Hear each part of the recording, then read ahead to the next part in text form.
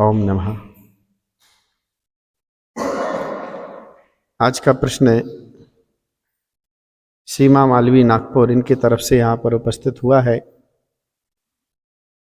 और उनका प्रश्न है, हम धर्म करना बहुत चाहते हैं पर ऐसे कौन से कर्म का उदय कि वो उसमें कोई विघ्न बाधा आ जाती है, हम धर्म नहीं कर पाते हैं। ऐसा उनका प्रश्न है। धर्म करते समय जो भी कभी अंतराय कर्म का उदय आता है और धर्म करना भी जीव चाहता है तो नहीं कर पाता है। किसी भी संघर्ष में, किसी भी परिस्थिति में हम भली काय के रूप से, बाँचने के रूप से यदि हम सम्मिलित नहीं हो पाते हैं तो अपनी मानसिकता तो हम बना करके रखें। कहीं पर भी हम हो, कैसी भी परिस्थिति हो,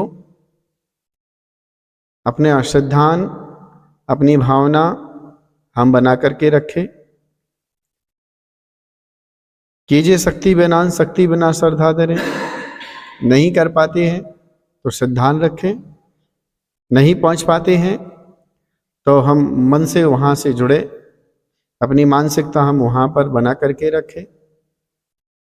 घर में रहते हुए, परिवार में रहते हुए यदि हमारे लिए मंदिर का स्मरण हो रहा है, भगवान का स्मरण हो रहा है, गुरु का स्मरण हो रहा है, यह श्रेष्ठ कार्य है, ये बहुत अच्छा है।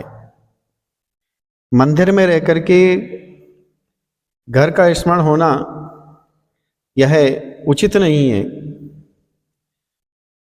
यह हमारी स्थिरता को खत्म करता है। पर हम घर पे रह कर के यदि भगवान का, गुरु का, अपने धर्म का स्मरण करते हैं तो बहुत अच्छा है।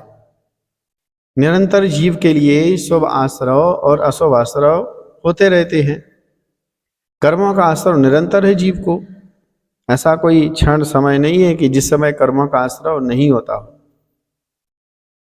और वह आश्रव जो है वह अपने उपयोग से होता है, शुभ और अशुभ। शुभ आश्रव अपने उपयोग से होता है।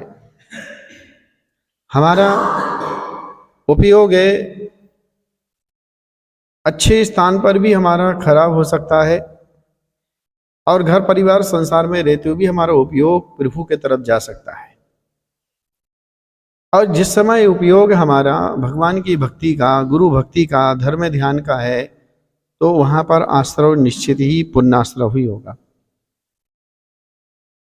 ऐसा हम कदापि नहीं समझे कि हमारे कर्म का कौन सा ऐसा उदय है कि हम करना चाहते और नहीं कर पाते हैं।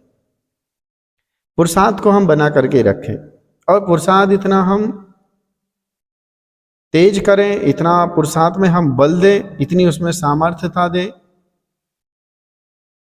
कि वह पुरुषार्थ के सामने हमारा कर्म भी ढीला पड़ जाए। नहीं कर पा रहे हैं, नहीं हो पा रहा है, ये आपके ही कर्म का कुछ बंद है जो उदय में आ रहा है। धर्म ध्यान में विघ्न बाधा आ रही है, ये हमारे ही कर्म है। अब जो कर्म है उन कर्मों को यदि दूर करना है तो उसका एक ही रास्ता है कि हम इतना सामर्थ्य वाला, बलवान वाला पुरुषार्थ करें कि वो कर्म हमारा निकल जाए। कर्म उदय किसके ऊपर नहीं आए?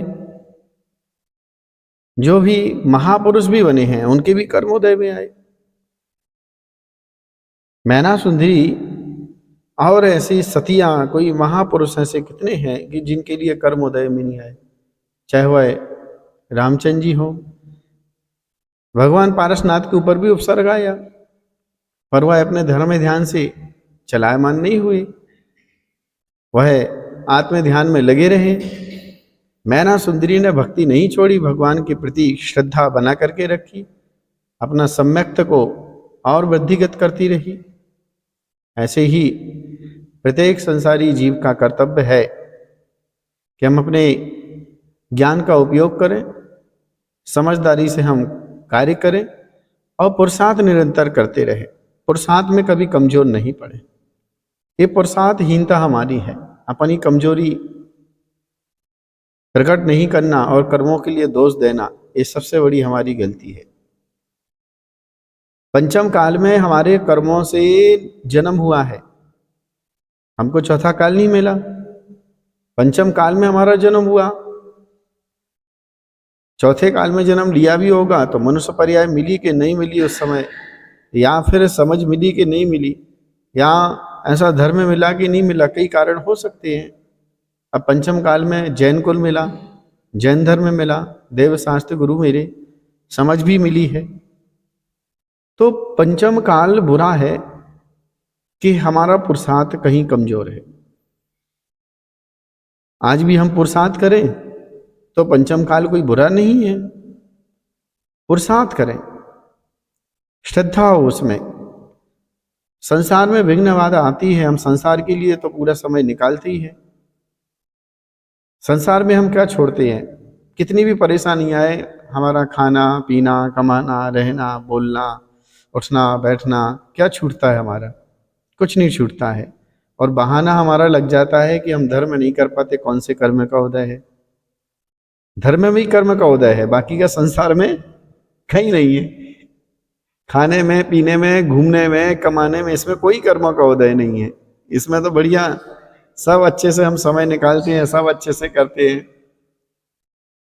इसमें सबका कर्म का अच्छा उदय है।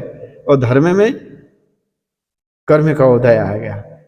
हम धर्म नहीं कर पाते हैं, हम मंदिर नहीं जा पाते हैं, हम अभिषेक नहीं कर पाते हैं, मंदिर बहुत दूर है।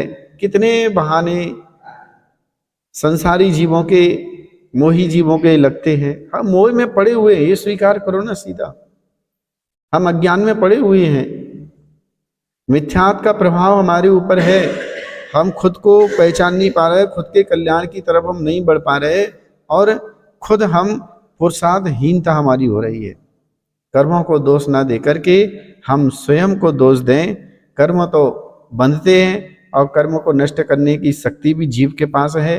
कर्म बंद ही जीव करता है और कर्मों को छुड़ाने की शक्ति भी हम स्वयं के अंदर, हमारे अंदर वह शक्ति है कि हम कर्मों को छुड़ा सकते। इसलिए कर्मों को दोष ना दे करके हम अपने आप को दोषी माने और सही दिशा में पुरुषार्थ करें। जिस रास्ते पर हम चलेंगे तो रास्ता हमारा कम भी होता जाएगा और रास्ता खुलता भी चला जाएगा। इसलिए आगे बढ़ो, ये बैठ करके मत सोचो कि धर्म कोई करवाएगा, धर्म कोई करेगा, ऐसा नहीं है। हमको स्वयं पुरुषार्थ करना है और धर्म की ओर बढ़ना है। कोई कर्मों का उदय धर्म में कारण नहीं बनता है। चढ़ना नहीं योग इसलिए तो कहा है कि आप पुरुषार्थ करते रहें। हमारे तीर्थंकरों ने, केवली भगवान ने, हमारे सिद्धों ने, उनकी पूरी पूर्व पर्याय को यदि हम देखेंगे तो क्या यही तो नजर आएगा। वो भी तो हमारे जैसे ही थे, पर उन्होंने पुरुषार्थ किया। यदि वो कर्मों पर अधीन होकर के बैठे रहते कि हमारा कर्म को उदय नहीं, हम नहीं करते साधना, हम नहीं मोक्ष मार्ग पर हम नहीं चलते, ऐसा यदि वह सोचते तो वह भी भगवान नहीं बन पाते थे। इसलिए ऐसा सोच अपने दिमाग से निकाले। कर्मों का उदय नहीं, हमारी पुरुषार्थहीनता है। अपनी शक्ति को बल दो, शक्ति को ऊर्जा दो, अपनी भावनाओं को बढ़ाओ और पुरुषार्थ किसी भी परिस्थिति में कुछ भी हो, आप पुरुषार्थ करते रहें। और पुरुषार्थ करोगे तो जीत भी आपकी होगी और धर्म का पूरा फल आपको प्राप्त होगा। ओम नमः।